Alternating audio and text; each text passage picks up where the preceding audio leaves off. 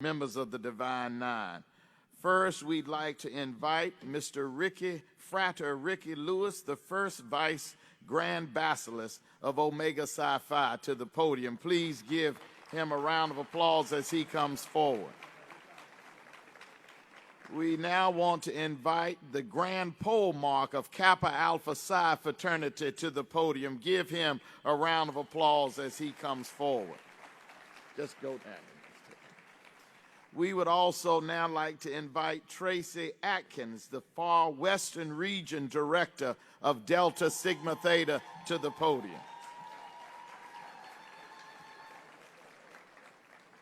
You just move on down. We'd also now like to invite Katina Simeon, Director of the South Central Region of Alpha Kappa Alpha Sorority, to the podium. We now would like to invite the Honorable Chris Ray, the International First Vice President of Phi Beta Sigma Fraternity, to the podium. And now we would like to invite the International President, Valerie Hollingsworth Baker, the International President of Zeta Phi Beta Sorority, to the podium. And we have Miss Liberty, Rashida Liberty, the International First Grand Anti-Basilisk of Sigma Gamma Rho Sorority, to the podium. Give them a round of applause as they come to the podium.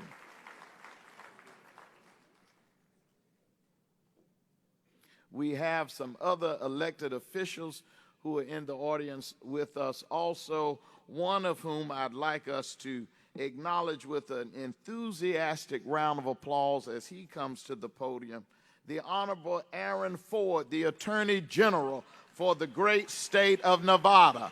Give him a round of applause.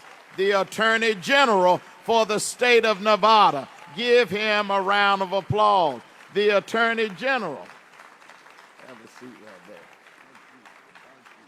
Thank you. We are so honored to have these distinguished guests with us today. Please be seated. And now, to moderate this part of the discussion, where we as the Divine Nine will discuss the solutions, how we will use our collective power as men and women of university preparation and training, committed to public service, committed to uplift, committed to making life better through scholarship, leadership, and service. And now, to facilitate this discussion, please join me in welcoming Brother Roland Martin, the social justice commentator of America and the world. Brother Roland Martin, the social justice commentator who fears no man, who will stand when others say it's all right. My brother, you know what you do. How y'all doing? So they said the dress code is jacket and tie. I said, I ain't wearing no damn jacket and tie. Just letting y'all know, I got to be a little different. Glad to be here, glad to see all of you. Literally just landed from Detroit for the NAACP convention, where we've been for the last 3 days. And then I hate I can't be here for the rest of the weekend because I leave tomorrow for the National Urban League convention. So we'll be there. So it's a busy week. National Bar Association is also this week. So we just call this Black Week.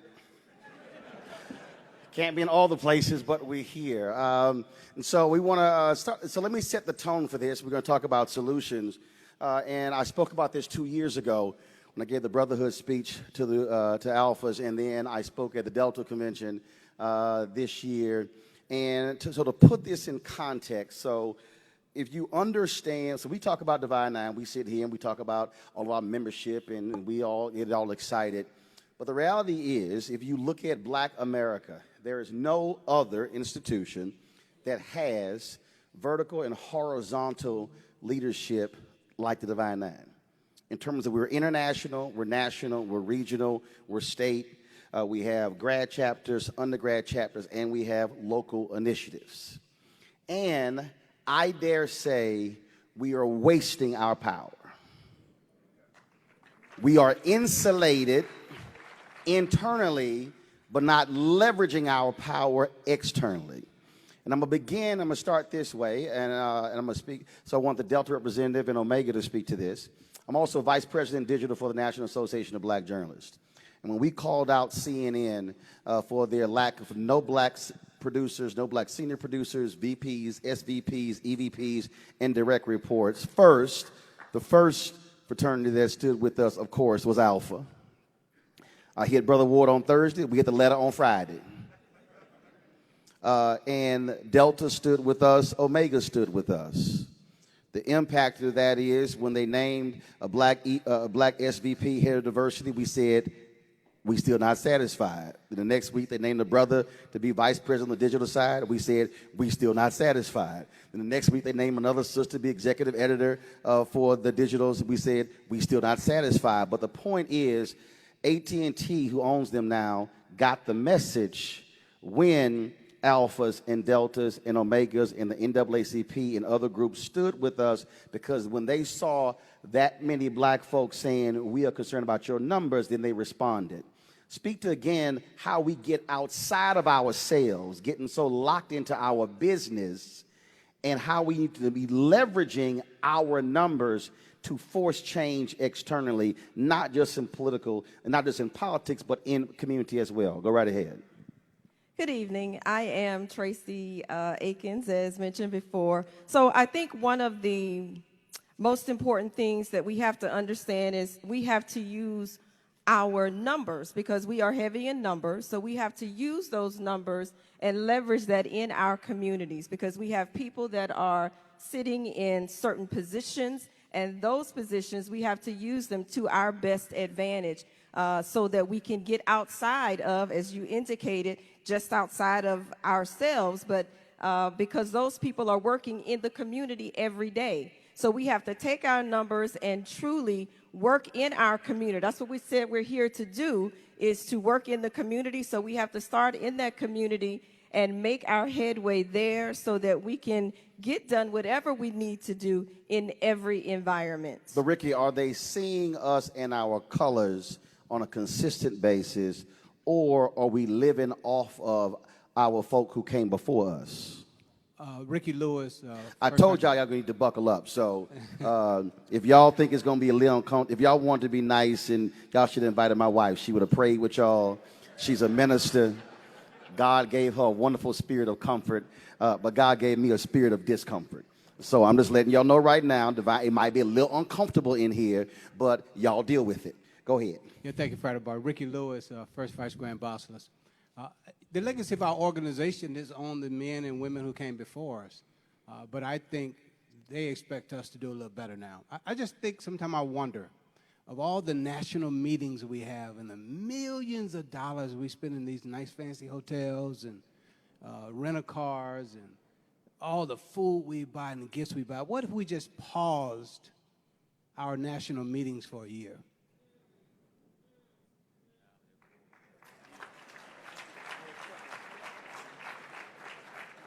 We just, all the divine now, we just pause for a year, and all that money we normally would spend, let's put that somewhere, some investment, let's buy some Apple stock or something of that nature. Just think about the possibilities we could do that. I think that's what our ancestors think about, our founders who came before us, and the shows that we stand on. But Valerie, are we too risk averse? Are we so scared of losing our 501c3 status?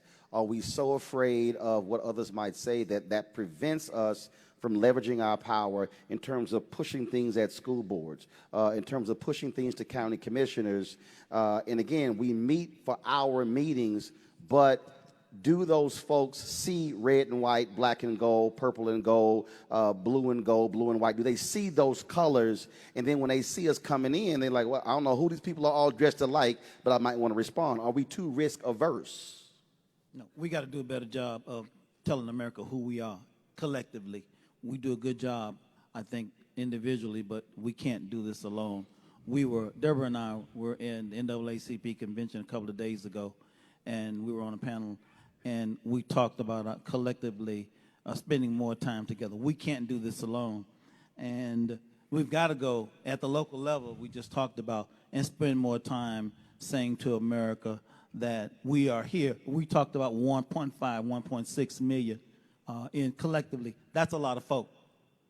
And collectively, we've got to organize and spend more time talking about what are we going to do with 1.5, 1.6 million folk. We've got to market that and plan. I'll push back. I don't think we have to market that. I think we got to do some stuff that's worth marketing. So it's one thing to market something, but I think it's different when we actually have something to market. And what I mean by that is when I look at, so I'll take the state of Ohio, and if the representative from AKA can speak to this. Alicia Reese, state representative there, has been trying to get a ballot initiative to guarantee the right to vote in Ohio. She's gotten more than 100,000 signatures. They're going to need more than 300,000. Alpha Kappa Alpha is the only member of the Divine Nine who has made it their state mission to help her get those signatures. Now, why is y'all that? clap. But why is that? Now, here's the deal. A few years ago, when they had a ballot initiative there, I moderated the Divine Nine panel for Congresswoman Marsha Fudge, and I asked all the presidents who were there in terms of what was happening, voter suppression there. They went back and checked, and there are 120 Divine Nine chapters in Ohio alone. Which means that if the Divine Nine said every chapter is responsible for 2,000 signatures, the Divine Nine alone can get that put on the ballot. Go ahead. You know, I think that particularly under the leadership of the president that we have right now, Dr. Glenda Glover, we're just not scared. I think that we are, you know, we all tread lightly on our 501c7 status, but we realize that we have a president in office who is telling minority congresswomen to go back home. So we are done being silent. We're done. We want to put our names, our money, where our mission is.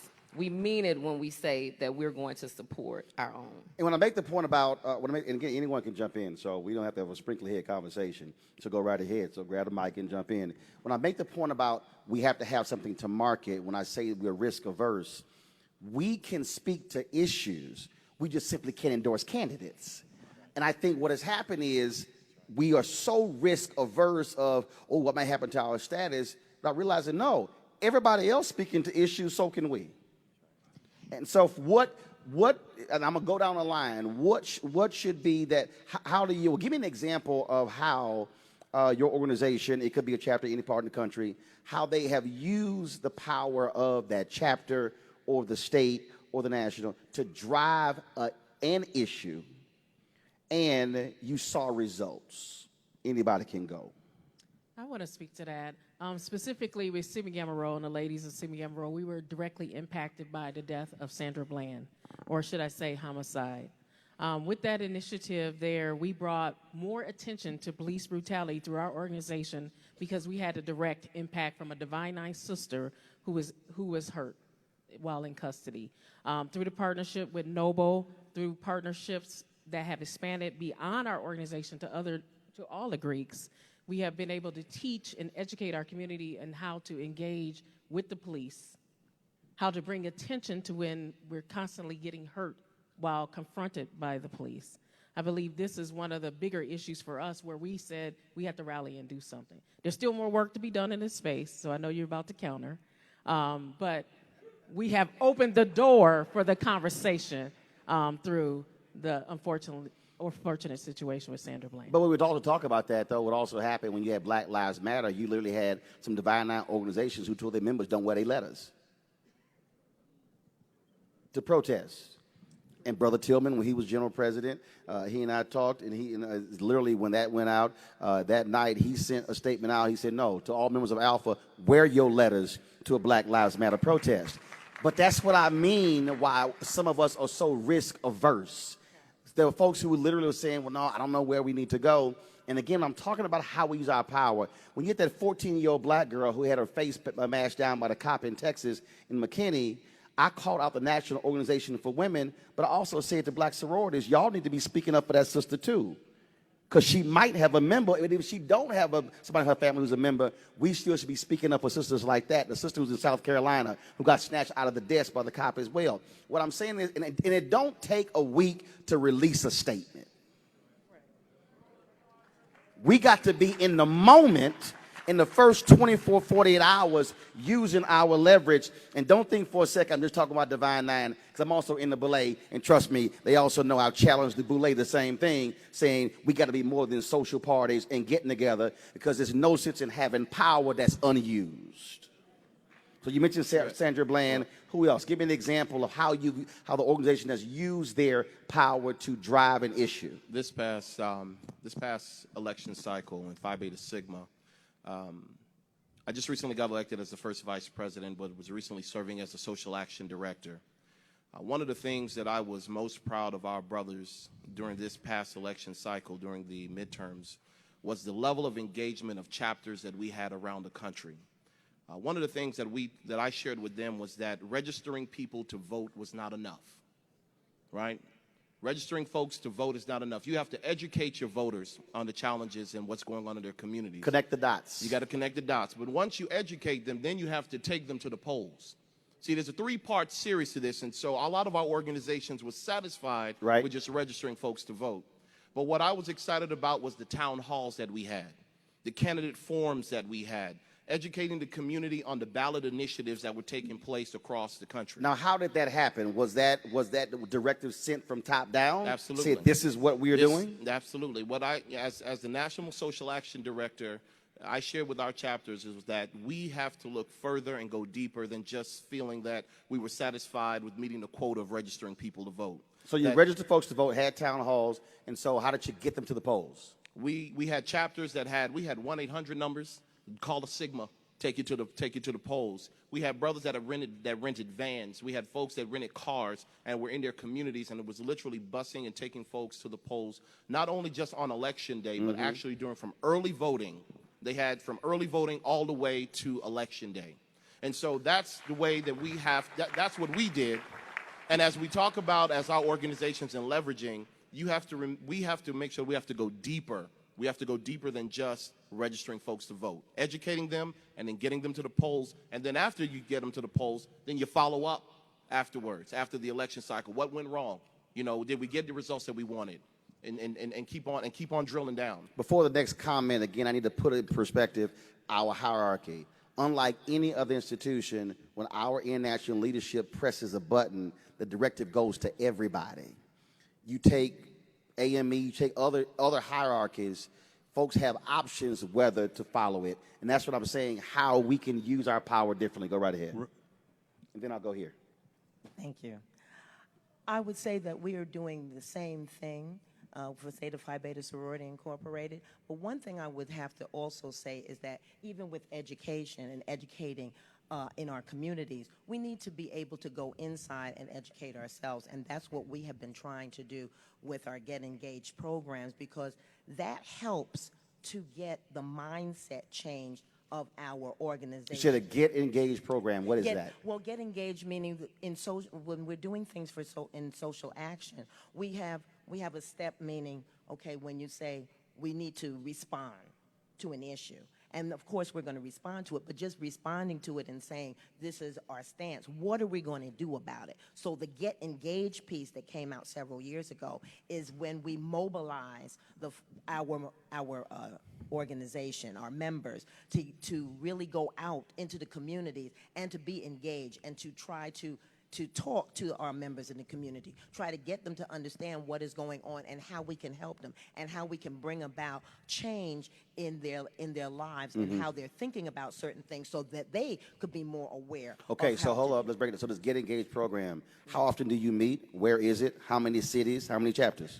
We have Get Engaged throughout all of the cities in the U.S., and we're trying to... Is it only for members or open to general public? No, well, the members are involved, but we send it out into the public. So we have our seminars, we have our webinars, but we actually go into the actual communities where we live. Got it. And we try to really have one-on-one sessions per se. And we go through our neighborhoods. We actually walk the neighborhoods. We ring the doorbells. We talk to our neighbors. We want to see what is going on and how we as an organization in their areas can help and what we can do to start the grassroots movement. Aaron. Thank you, Roland. Good to see you.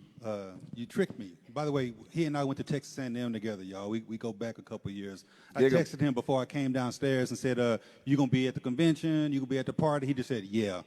Didn't tell me you gonna be moderating my panel, man. First of all, you're a Kappa. This ain't your panel. Yeah. Okay. All right. Let's just go ahead and be clear. Well, let's just be clear. watch this answer, and we'll see whose panel it really is. I mean, you might be the Attorney General, but you still a Kappa. and I am still pretty too. Since you ask it, I mean, come on now. I'm glad you affirm yourself. Anyway. So I'm going to try to walk a line with this response, Roland, because I don't purport to speak on behalf of my fraternity. My grandpa Mark is down there, and he can do that. But here's what I can tell you, and I want to take the opposite approach than what the gentleman said here a second ago about the top-down approach and the questions you've been talking about. I can tell you from personal experience, and before I talk about my personal experience, I need to acknowledge a few of the other elected officials here. I know I see Councilman Cedric Creer, your fraternity brother here from Las Vegas, and I see my former colleagues, Dina Neal, Assemblywoman, here as well. I want to acknowledge them. Let's give them a hand. I don't know if I'm missing any others, but here's what I can tell you. During this last campaign cycle, I was the Senate Majority Leader, and I was running for Attorney General. And what I did observe from every chapter that's represented in here, every fraternity and sorority that's represented in here, I spoke to. And not only did I speak to them, they spoke to me. They had me at their meetings. They didn't just seek to educate me, they sought to be educated. They sought to ask questions about what the Office of Attorney General did. They sought to see what they can do to help spread the word about what the Office of Attorney General did. I saw them in the communities. I saw them at the polls. I saw them pre-polling. I saw them at their candidate forums. I saw every fraternity and sorority that's represented in here at the local level doing work. And that's an important acknowledgement that needs to be made, because oftentimes, as you've indicated, go ahead, that's worth a clap. It really is. But because oftentimes what's overlooked is the actual work that is done. A lot of people complain about what you're not doing, as if to say that what you suggest they do is the only way that you can serve. There are many ways that you can serve, and what I saw happening at the local level here were people chiming in, fighting on issues, talking about issues, getting educated on issues. You're right, not necessarily endorsing candidates, because that's not what they can do. But what they can do, and what they have been doing, at least locally, as I observed it, is ensuring that our communities are engaged, that they are informed, that they are able to meet the candidates, and that they assist the candidates who support the policies and the practices that are important to them. Tommy? I said I need an example. Come on, Kappa. I can handle it now. Let me just say this. I want to go back to the NAACP as well. The other day when we were there, we saw a lot of people who were getting up in age, but they came for the struggle and the fight. And one of the things that dawned on Deborah and I, the question is, who's going to take their place in this struggle? We make a lot of men and women in our organizations, and they are not engaged in this fight like those folk that came to the NAACP. And they don't have that same kind of commitment, and we've got to do something about that to help them. Now, we have, all of us signed the MOU, a Memorandum of Understanding with the NAACP. From an infrastructure standpoint, they have the most successful voter registration, voter education, get out the vote programs that we know of. Urban League has them as well.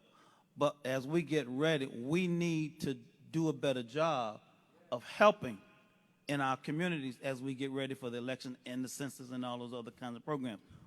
We are engaged with them. We can't do this alone with our organization as with the numbers we have. So we have got to do a better job with that. As Aaron said, we went to Aaron, but we've got to do a better job at the local level and assist the NAACP as they transition and as they look to new leadership. When I took over as Kappa as Grand Pomar, I went to the Brotherhood and I said, I want every new member, alumni and undergraduate, to be a member of the NAACP. You got to have a Kappa card and an NAACP card. And they bought off into that. We delivered 5,059 new members to the NAACP since I took over as a Kappa. That also translated into dollars for them. And so we can do those. And when they do demonstrate in their direct action, I authorize the wearing of their paraphernalia. After all, that's why they go out there, to show who they are. And so there are policies that we all have on when you wear paraphernalia, and they've got to get permission. But we need to allow our young people to support them when they do direct action, because they have an infrastructure when they do protests and demonstrations, because I go out there with them when they have their protests and demonstrations in these seasons and these times that we have. So I'm saying that we need to do a better job collectively. Okay, hold on. What does a better job mean? So I don't, again, what does that mean? What does that look like? That means when they go, we need to go with them. Right, but here's why I'm pushing back for anybody. How is, within your infrastructure, how are you creating the mechanism that trains them, that organizes them, that mobilizes them, and then send them out? So, and what does that look like? So we have training sessions with them now. For example, in preparation for election time, we have webinars, we have training sessions, we have social action chairs. Okay, now when you say election time, national elections, or are we talking about county, state, governors, city council? Because the whole point of this is us not just focus on a midterm or presidential election, but impact the local races as well. And again, what does that look like? Training, how long is it? Is it open to the public? Is it just members? Right now, our social action chairman do midterm and the national election. And that's what has to change. Because the reality is, the polling data shows nearly 60% of the people say they're more impacted by what happens locally than what happens nationally. The reason we have voter suppression right now in the country is because in 2010, black folks voted in 2008 for Obama. Folks did not vote in 2010, and 16 state legislatures flipped all across the country, putting Republicans in control of 31 of them, and that's when voter suppression bills all came down in those particular states. That's where Stand Your Ground came down. And so part of this, and the reality is, we talk about criminal justice reform, mass incarceration. If we ain't voting for the district attorney, that's the person that has the most impact on mass incarceration. And so what we have to do is take our voter initiatives, and they can't be every 2-year initiatives. They have to be everyday initiatives, because there are city council, county government, state elections, water board, you name it.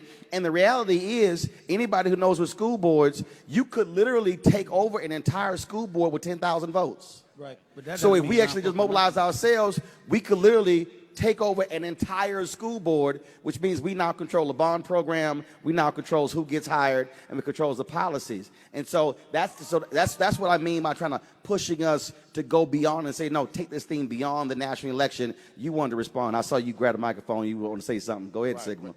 Just a few things. So I think one of the things that we all have to recognize is, we're making new members all the time. And you're bringing in a generation of folks who don't know about engagement. And so to your point, engagement for the Divine Nine has to be every semester. It has to be continuous. Now, one of the things that we're doing in Sigma is, now, as social action director, I will honestly say we were about it in our organization. We developed a guide for our chapters that they can go to from top to bottom as it relates to how to put on a voter registration event, how to put on an event in your chapter. Because why? Because you don't have all sharp men that join your organizations initially. And so you have some individuals that are coming from different backgrounds. And so we have to do a better job of providing tools for our chapters as it relates to what they're going to need. And I will tell you this, and I always say this to all my chapters: you wear your letters. You let them know that we were here. As long as you don't bring reproach upon the name of Sigma, and that should be for all of our organizations, because they need to see that we are in the fight, that we are there. John Lewis, we love him, right? But there is another generation of John Lewises that are coming, and they need to get ready. And so we have a responsibility in all our organizations to continue to train the next generation. We make new members all the time. We need to engage new members all the time. We need to train them all the time. We need to stay in the fight all the time. We need to deal with the issues all the time. We have got to be at it all the time. So we talk about how do we organize and mobilize. I know there's Delta Days on Capitol Hill. I was spoken there. I know the Alphas had the event this year. Who else has a day or a series of days where they drive their membership to Capitol Hill to interact with all members of Congress? Raise your hand. All right, so let's see. Kappas do. Keep your hand up. I mean, Kappas do, Deltas do, AKs, Sigmas, Zeta Phi Beta, of course, and the Alphas. Now, who has the same thing on the state level? Now, all states, or do all states do it? Go ahead. So go ahead. Go ahead. No, you go ahead. All states have Day at the Capitals. Every single state is represented in every single region. And so that comes from the top down. So every single state in the United States is represented with AK Days at the Capitol. And they show up. I'm here to tell you, I was a former Senate Majority Leader. We do. Right. Assemblywoman Neal was there. They show up. They participate. This is what we do locally. And the reason I'm asking that, because again, the whole point of this is solutions. Because look, I'm not interested. Look, I didn't come here to say let's have a nice little conversation amongst ourselves and then we go into the Gerald Albright concert. No, you have to leave here with something to say, if we're not doing that, let's take that thing back home and then do it back home. You want to jump in? Go ahead. But okay, you're gonna go. No. We take it a step further. You know, we have this thing called Sigma Week on the Hill, and what our leadership has done is that we recognize the importance of investing in the next generation. So what we do is we identify 2 collegiates from each of our regions. We have 7 regions, 14 young men that we bring in, all expense paid, for the week. And what we do is that we train and invest in them what advocacy looks like. Not only do we take them to the Hill, not only do we bring policymakers in with them to show them, as we talk about college affordability this year, what's their issues. But what we've done now is we've begun a pipeline of young men who are being trained. And then we end the week with Sigma Day on the Hill, where we have all of our alumni brothers who come in. But for the week, it's about that next generation. And so we've now done it 3 years in a row. We've now created over 30 young men who are in this pipeline, some of them who have now run for national positions and regional positions in the organizations, beginning this pipeline of advocacy, because that's what we're missing. It's not just about leading. We need more advocates, another pipeline of advocates. That's one of the things we've done differently. Roland, if I could add to this, one of the things that we do, so our connection or social action committees, every single chapter in the sorority is required to have a connections chairman. I think one of the things that we realize is that it is a problem. Engagement is an issue. And so what we've started to do from the top down is hold them accountable. So those connection chairmen are required to submit reports nationally every single year to detail what they're doing in their chapters every single year. And so we try to hold them accountable. We try to make sure that it's not just an every 2-year thing. We want to give you strategies for making sure that you're promoting civic engagement throughout the year. When we talk about infrastructure, I spoke at the Alpha's Tampa grad chapter. They had a mentoring program. And literally during the middle of my speech, I said, y'all, be perfectly honest, I'm about tired of these mentoring programs. Folks were like, what the hell is wrong? The point of the gala is for the mentoring program. And I said, here's why. I said, because how many people are actually in the program? And so I began to walk them through. I look at the discussion early to deal with education. And I said, imagine if in the next 5 years, we created 50 Alpha Academy charter schools across the country. Then imagine if each Divine Nine member did that. That means that if you took an average school of 500 students, that means we will be in control of 225,000 students for 9 months or the whole year. And again, I think a lot of us, we realize that we are members of large organizations, but I really don't think we fully understand how large we are. Second, unlike all other black organizations, we're self-funded. Our conventions aren't predicated on corporate sponsorships. And so again, it's how we also use our resources. And so if you could push your organization, give me one idea, each person, I'm gonna go down the line here. There's one thing that you would love to see using your organization's infrastructure that's big. What is it? I want you to go big. Shucks, I'm I'ma gonna start jump on with- that. Well, you go ahead, 'cause Who wants to go first?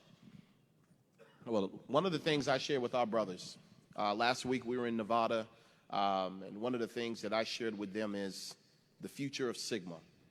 And what I expect from them is that we need to create our own ecosystem. Okay. Our own ecosystem. And what does that look like? And I just started from the end and started bringing it to the end. So I'm just going to do the end as an example. If we're not taking care of our senior Sigmas, if we don't have our own assisted living facilities by the year 2030, 2040, we have failed.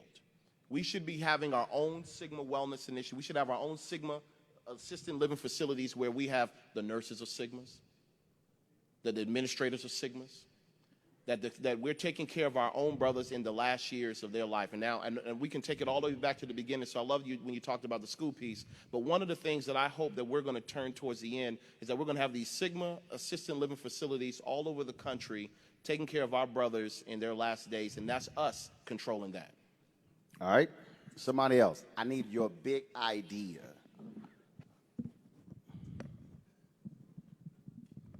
I would say, since we are always meeting every year, we're meeting someplace. If we're going big, we need to all get together and purchase some property that has a building on it that we can all meet at. And therefore, we're not taking our dollars and giving it to the Marriott. We're not giving it to the Hilton. We're not giving it to the Sheraton, but we're keeping it with us. So that's, if we're going big, I say that's how we start to go big. I would say just from a financial equity positioning, we know that in order to have wealth and to build that generational wealth, real estate is number one. If you don't have a real estate infrastructure, you're failing financially. If you also do not have an investment strategy, you're failing. And I'm coming more from a financial standpoint because that's what I do in my professional career. But I know that we're 46% more impoverished if we do not own our own.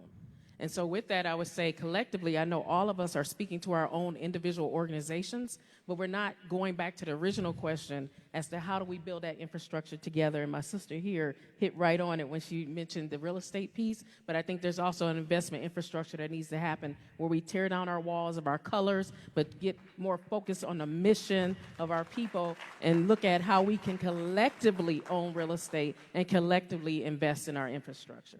All right. Batter up. As I said, Yeah, she said what I would say, which is if I'm thinking big, I'm thinking more collaboration. I talk about that all the time. Less individual goals and all of the Divine Nine coming together more. And I'm talking about locally, regionally, to push our platforms out to the broader community. I think if I'm thinking big, I'm thinking about collaboration. as these sisters said earlier about the investments as well as property, I started this conversation that way. Let's pause these national meetings, take all this money we spend, buy some property, get some investments, like I said earlier, and we can do anything we want to do. We invest in property and equities and get a return on our investment if we pause some of these national meetings that we do. Next. I would also like to see that, but I like to focus on education. What you said earlier was when I became the president. That was one big thing about creating charter schools across the U.S. I think we started working on that. We're looking into that so that we can get our bases together. But that is like one of our goals.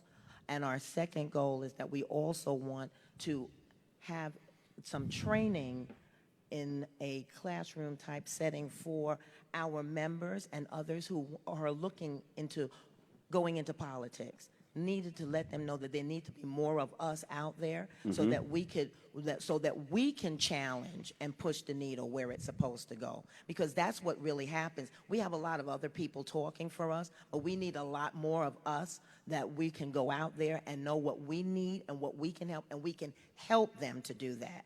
And I think that with having a collective session with all of us thinking about that, it would be so important, because together we are so much stronger than we are when we're separated. And I think we have to really focus on that and put it back on us to know that let us talk about that. Let us focus on one thing that we can all do and get involved with and make our voices heard for the next generations, because that's so important, and especially with education. I'd just like to say that for that piece of education, for Zeta Phi Beta sorority, I have promised that for as long as I am the president and moving forward, because I want our session to vote on this, but we plan on at least giving a $100,000 scholarship to a deserving student each year, so that that will help the focus of that. They will not have to be challenged and think about the funds that they would need to go to college. And this will help, and we can build on that.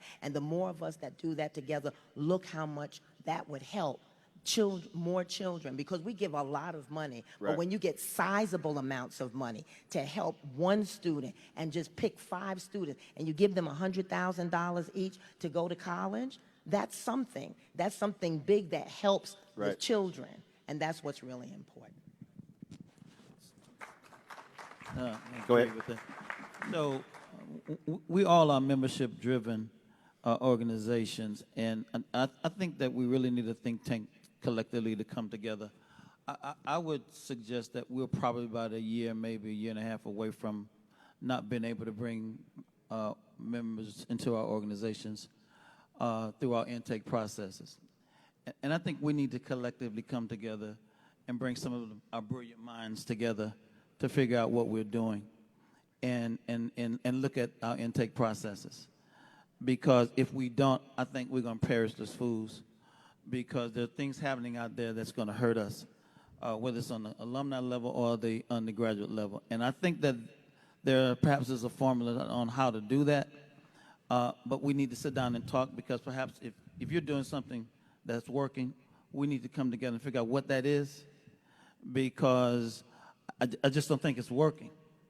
And you don't need a rocket scientist to see that. But I think we need to come together, close the door, and figure out what we need to do to try to fix it, because university presidents are telling us that we love you, but we're just not going to allow you to continue to do the things that you're doing on our campus, our jobs and our universities and our colleges and our students. We're just not going to allow this to continue this way. So I think we need to come together and figure out where we're going. Thank you. So, Roland, I'm a politician, and I won't purport to speak on behalf of my organization or any other organization here, but if I had a dream for all of these organizations that are represented here, it would be that we focus on the individual. As a politician, to be sure, if labor unions come talk to me or they raise their voice, then they get my attention. If the chamber comes talk to me, absolutely, as an affiliation, it gets my attention. But I'm going to repeat something that one of the mayors up here said a minute ago. When you call me, and when you call me, and then you call me, and then we ended up getting 15, 50, 500 calls from individuals, then we really stand up and listen. Ask the 2 people who I just mentioned to you a second ago, Dina Neal and Cedric Creer. When people call us, and they're letting us know that there are issues that are going on, we don't want you silent on them. We want you to focus on these. We want you to handle the issues. Then that's important. And I think that one of the things that all organizations can do is to empower the individual, to empower the individual member, even if we can't, for example, as Kappa Alpha Psi, endorse Fred Jackson for city council. Each individual member can ensure that Fred Jackson, the city councilman, is doing what he's supposed to be doing. And I think it's important that our organizations empower the individuals, and not only that, almost a directive from head down, say, actually get involved and make it happen. So I'll close it out this way. We'll talk about this big idea. First one I gave you is I'm a firm believer in terms of us running our own charter schools. But how many folks heard a couple of years ago in Atlanta, they created this Tulsa Real Estate Fund. They raised, through a crowdfunding campaign, $9.6 million in 7 days.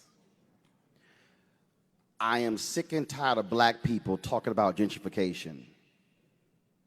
If white folks know the property is for sale and we know the property is for sale, why aren't we buying the property? If you're talking about a big idea, My chapter, Palmer, Cromer, Texas A&M, our graduate brothers, and we created our own investment club. We had about 20 brothers who came together, and literally after about a year, we had more than $300,000 that was invested. There's no reason in the world from a chapter standpoint, a state, regional, or even a national, that you don't have each member of the Divine Nine has a national investment fund. First of all, what it's going to do is teach our members money, how to invest money. I don't give a damn about red bottoms. I don't care about Gucci or Prada or any of them because we don't even work there. But we can't talk about financial literacy if we literally don't put it into practice.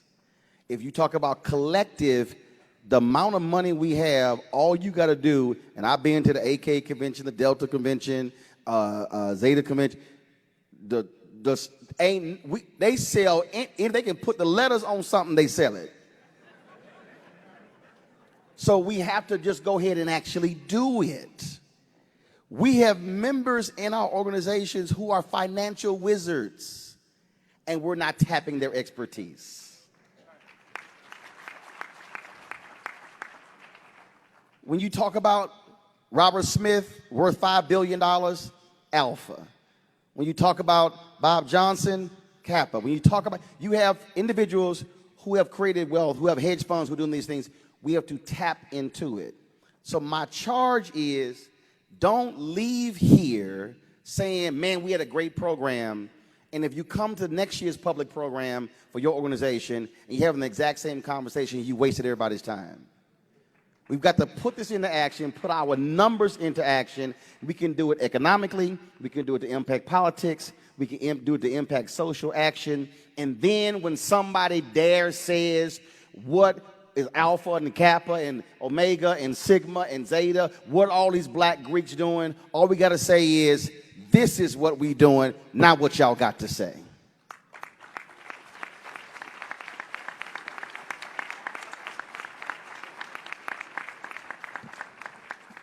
Before Brother Roland Martin leaves, Brother Martin, come back on the stage.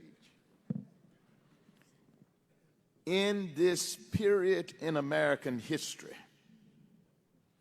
that is so equal to 1898,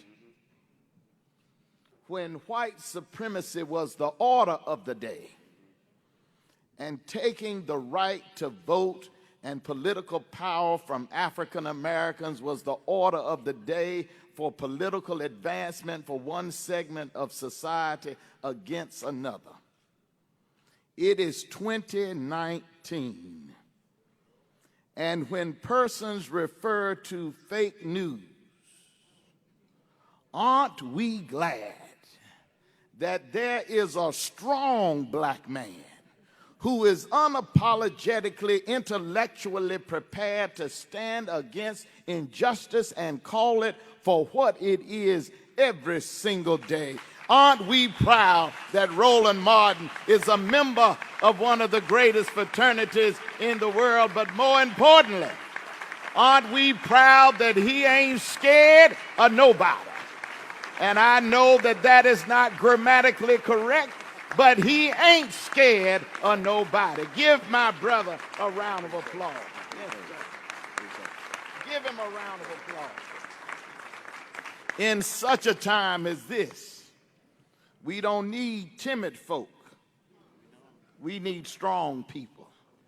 And so tonight I want to thank our first panel of strong mayors who talked about all politics is local, and to our members of the Divine Nine.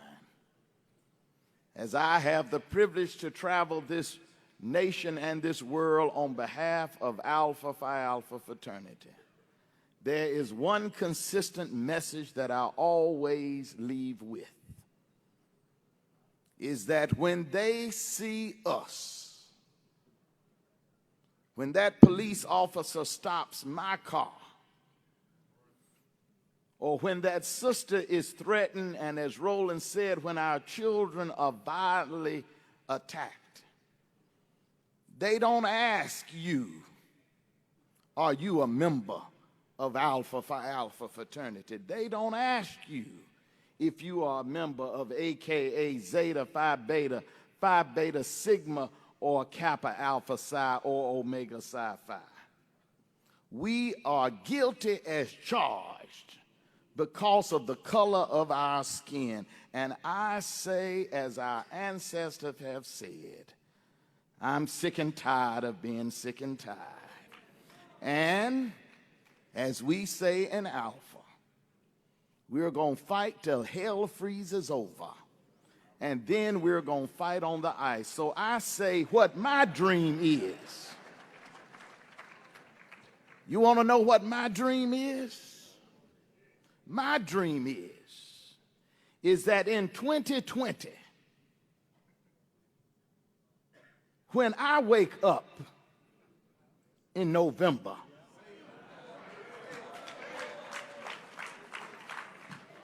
is that black and old gold, purple and gold, crimson and cream, pink and green, blue and white,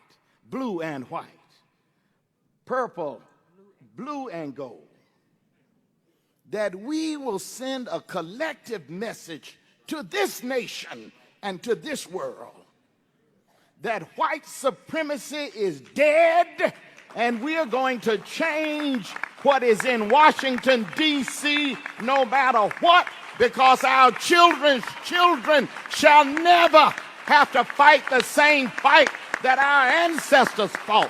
And if I die trying, and I don't care who occupies the Oval Office, but I am determined that my children's children will not have to live in a country where they are told to go back to Africa, when they are told to go. Our ancestors built this country, and I'm not going anywhere.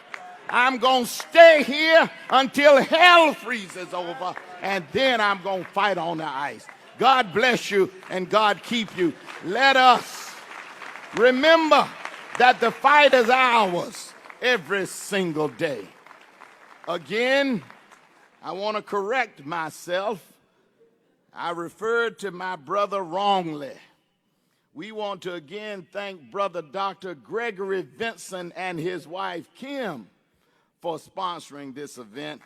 And I also want to invite each of you to join us for a reception in the event center just next door, so that we understand that it's time now to put down cotillions and parties and step shows in such a time as this. We don't have time to be stepping and strolling. We need to be putting the ballot in the box and walking the streets and going to the state capitals and saying, never, ever shall we go back. So now let's go celebrate what we've done and now move forward. God bless you. Give this panel another round of applause. Give them another round of applause.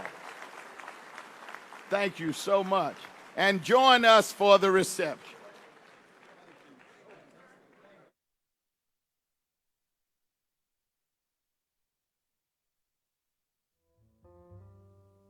You want to check out Roland Martin Unfiltered? YouTube.com/Roland S. Martin. And subscribe to our YouTube channel. There's only one daily digital show out here that keeps it black and keep it real. It's Roland Martin Unfiltered. See that name right there? Roland Martin Unfiltered. Like, share, and subscribe to our YouTube channel. That's YouTube.com/Roland S. Martin. And don't forget to turn on your notifications so when we go live, you'll know it. You want to check out Roland Martin Unfiltered? YouTube.com/Roland S. Martin. And subscribe to our YouTube channel. There's only one daily digital show out here that keeps it black and keep it real. It's Roland Martin Unfiltered. See that name right there? Roland Martin Unfiltered. Like, share, and subscribe to our YouTube channel. That's YouTube.com/Roland S. Martin. And don't forget to turn on your notifications so when we go live, you'll know it. You want to support Roland Martin Unfiltered? Be sure to join our Bring the Funk fan club. Every dollar that you give to us supports our daily digital show. There's only one daily digital show out here that keeps it black and keep it real as Roland Martin Unfiltered. Support the Roland Martin Unfiltered Daily Digital Show by going to RolandMartinUnfiltered.com. Our goal is to get 20,000 of our fans contributing $50 each for the whole year. You can make this possible. RolandMartinUnfiltered.com. Hey everybody, this is Sherry Shepherd. You're watching Roland Martin Unfiltered, and while he's doing Unfiltered, I'm practicing the wobble. Yes, I am. Because Roland Martin's the one, he will do it backwards, he will do it on the side. He messes everybody up when he gets into the wobble, because he doesn't know how to do it, so he does it backwards. And it just messes me up every single time. So I'm working on it. I got it. You got Roland Martin. Hi, my name is LaToya Luckett, and you're watching Roland Martin Unfiltered. What's going on, everybody? It's your boy Mac Wiles, and you are watching Roland Martin Unfiltered. What's up, y'all? It's Ryan Destiny, and you're watching Roland Martin Unfiltered. What up, Lana Well, and you are watching Roland Martin Unfiltered.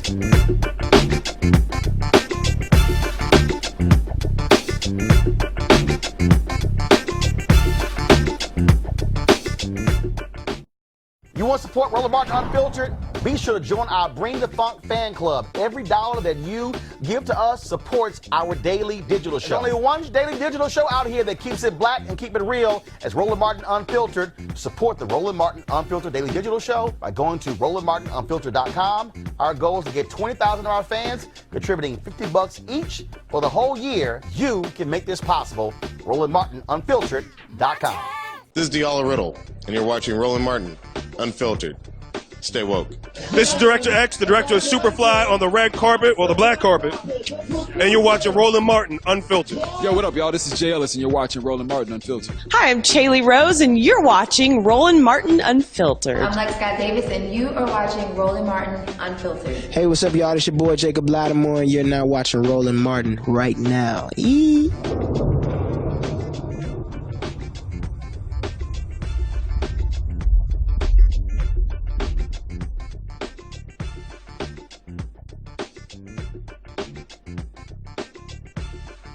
You want to check out Roland Martin Unfiltered? YouTube.com/Roland S. Martin. And subscribe to our YouTube channel. There's only one daily digital show out here that keeps it black and keep it real. It's Roland Martin Unfiltered. See that name right there? Roland Martin Unfiltered. Like, share, and subscribe to our YouTube channel. That's YouTube.com/Roland S. Martin. And don't forget to turn on your notifications so when we go live, you'll know it. Hey fam, want to check out Roland Martin Unfiltered? The blackest show on all of digital, cable, and broadcast. Check out our audio podcast.